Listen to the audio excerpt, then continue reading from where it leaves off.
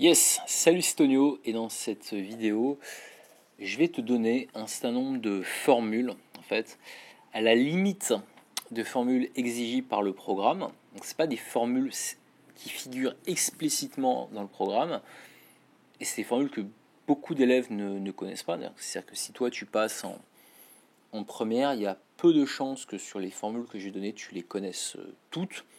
Il y a même très peu de chances. Pourtant, c'est des formules qu'on utilise beaucoup en pratique au lycée pour faire un certain nombre de choses. Tu vois, je t'ai donné des exemples. C'est des choses qu'on peut utiliser pour étudier les variations de la fonction racine carrée, étudier les variations de la fonction cube, factoriser une expression genre 2x moins 5 au cube plus 8, développer 5x plus 1 au cube, ou bien encore comment obtenir la forme canonique d'un polynôme du second degré.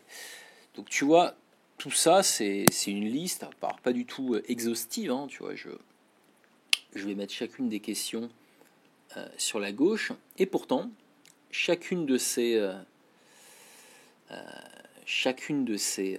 questions nécessite l'utilisation de formules, et des formules qui sont assez peu connues en fait par les élèves, et comme je te dis, qui ne sont pas forcément explicitement au programme, pourtant on les utilise.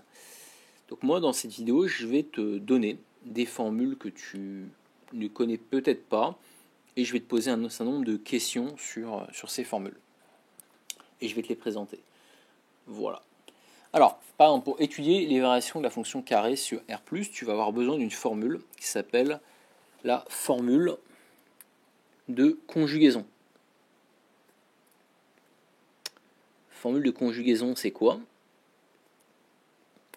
C'est tout simplement le fait de prendre deux nombres A et B positifs, donc note bien, il faut qu'ils soient positifs, et le fait que racine de A moins racine de B, c'est égal à A moins B sur racine de A plus racine de B.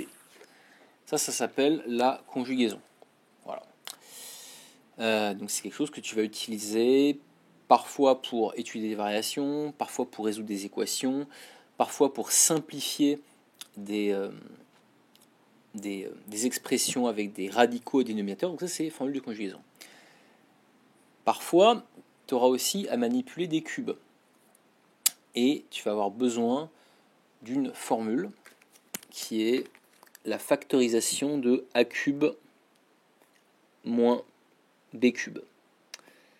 Alors toi, ça c'est pareil, c'est assez peu connu. Pourtant, c'est égal à a moins b facteur de a carré plus ab plus b carré.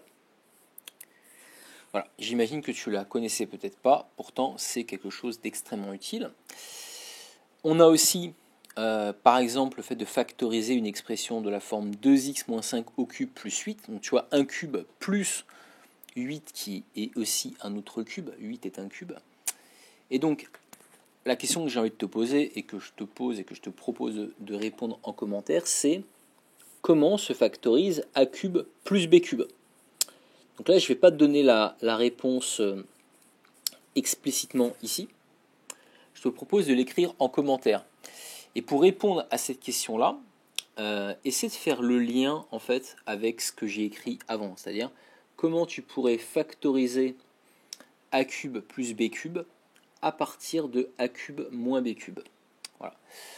Ça aussi, c'est quelque chose qu'il faut connaître. Ça pourrait être aussi comment est-ce qu'on développe 5x plus 1 au cube, par exemple. Là, tu vas avoir besoin du coup d'une autre identité remarquable qui est a plus b au cube.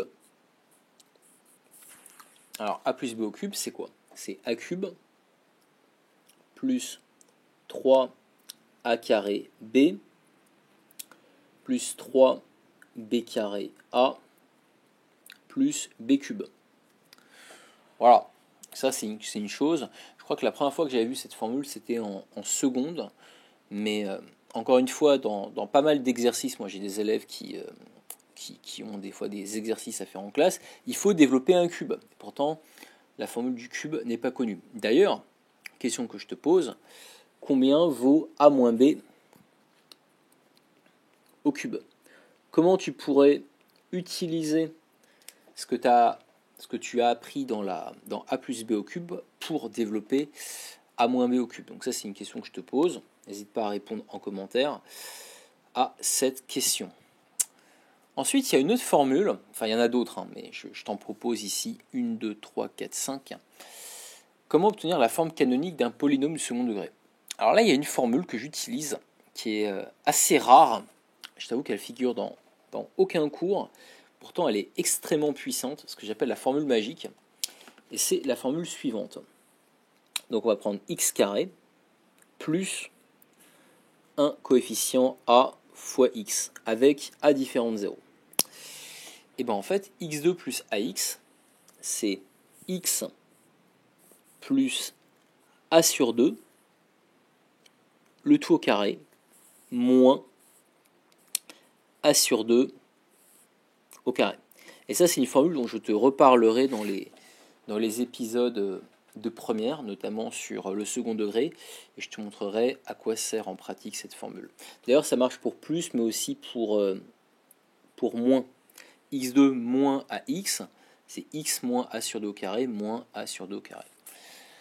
Voilà, donc ça, c'est des formules vraiment que je te conseille de connaître par cœur, et essaie de répondre aux questions que je t'ai posées, essaie de voir comment tu pourrais factoriser a cube plus b cube, et dis-moi aussi comment tu factoriserais 2x moins 5 au cube plus 8, quelle factorisation tu obtiens, et éventuellement, si tu as envie de te faire plaisir, essaie de développer 5x plus 1 au cube.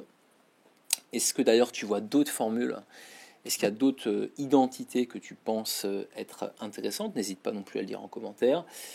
Si cette vidéo t'a plu, si tu aimes un petit peu le style de mes vidéos, et si tu veux que je te suive pour l'année de première, n'hésite pas à t'abonner à cette chaîne et à en parler autour de toi. Je te souhaite une bonne journée, je te dis à demain pour une autre vidéo, et à bientôt. Salut, ciao.